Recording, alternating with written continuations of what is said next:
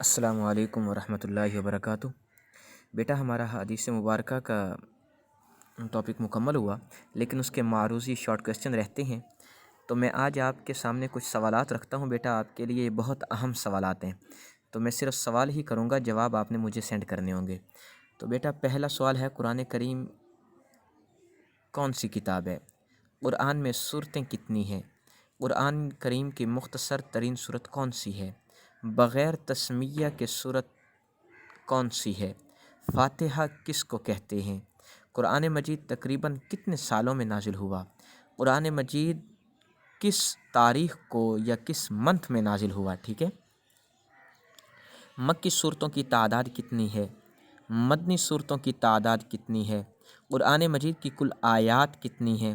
قرآن مجید کی موجودہ ترتیب کیا ہے؟ سورت کے لفظی معنی کیا ہیں؟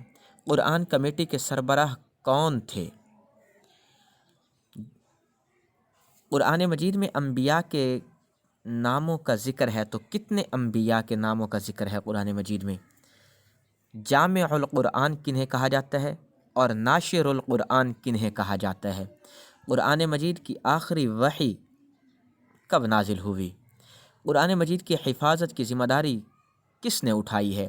قرآن مجید کی سورت میں بسم اللہ 2 بار کہاں آتی ہے؟ کس صورت میں آتی ہے؟ قرآن مجید کی کس صورت میں بسم اللہ 2 بار آتی ہے؟ قرآن پاک میں کل کتنے غزوات ذکر کیے گئے ہیں؟ اور قرآن براہ راست کس کا موضوع ہے؟ موضوع کیا ہے قرآن پاک کا؟ وحی کے رکنے کو شرعی اصطلاح میں کیا کہا جاتا ہے؟ قرآن مجید میں جہاد کا حکم کب نازل ہوا؟ مدینہ میں سب سے پہلے مکمل نازل ہونے والی سورت کون سی ہے؟ اگلا سوال ہے، قرآن مجید کا پہلا حافظ قرآن کون تھا؟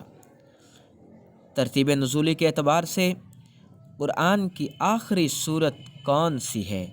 حدیث کے لغوی معنی کیا ہیں؟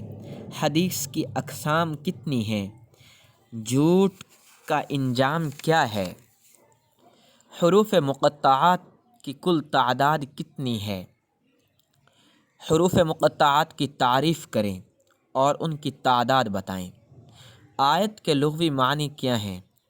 سجدہ تلاوت قرآن مجید میں کتنے ہیں؟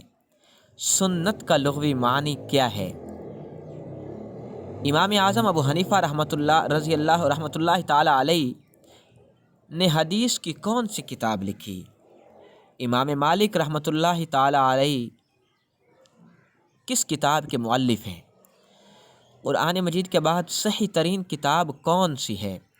حدیث کی کتابوں میں شرعی اصطلاح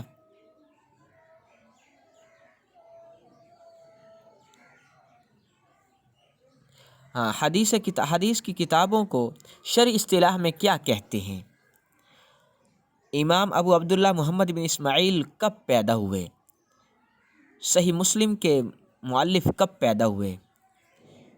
فقہ جعفریہ کی کتب احادیث کتنی ہیں؟